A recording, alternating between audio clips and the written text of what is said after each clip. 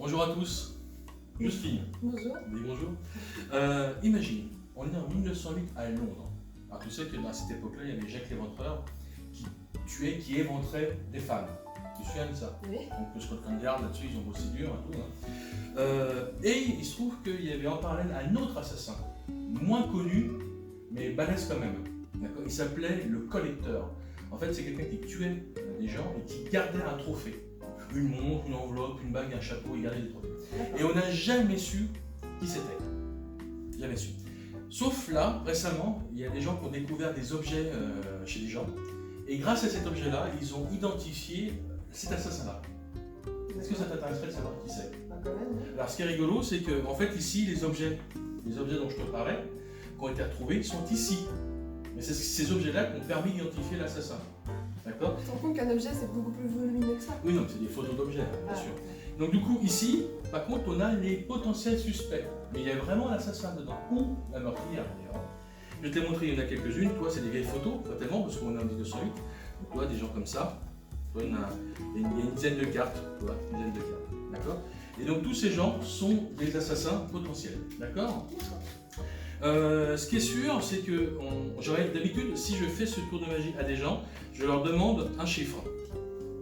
D'accord? Mais comme tu es ma fille, les gens pourraient penser que tu es de connivence. C'est pour ça que j'ai un dé. Je t'ai demandé de jeter les 2 dés. Si jamais la somme des deux font 12, vu qu'il y a des cartes, tu rejetteras le dé que tu veux. D'accord? C'est parti, jette le dé. Jette les dés. Donc on obtient 7. 7. C'est fort. Tiens, regarde, je vais te demander de compter 7 cartes. Et de regarder qui est la 7e carte. Une, C'est pas Elisabeth, 2, c'est pas Margaret, 3, c'est pas Victoria, 4, c'est pas Ophélia, 5, c'est pas Georges, 6, c'est pas Jason. 7. C'est 7 ça? Ouais. Parfait, alors pause. Donc du coup, ça répète tous ces gens-là, mais les dés ont déterminé cette personne-là. Jason. Alors on va regarder les objets maintenant, d'accord? Parce que là, les dés ont déterminé un suspect, voire peut-être le meurtrier.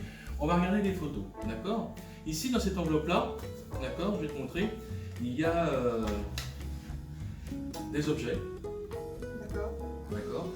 Alors tu vois, il y a une montre, une clé, une bouteille, une bague et une pipe. Tu vois, ça, ce sont les objets qui ont été récupérés sur les victimes, d'accord? Et grâce à ça, ils ont su qui était l'assassin. Est-ce que tu penses que c'est Jason? Ça serait fort. Ce serait fort. Hein? C'est tout se faire. Geste magique comme ceci, on s'aperçoit qu'ici on a un J, un A, un S, un O et un N. Jason.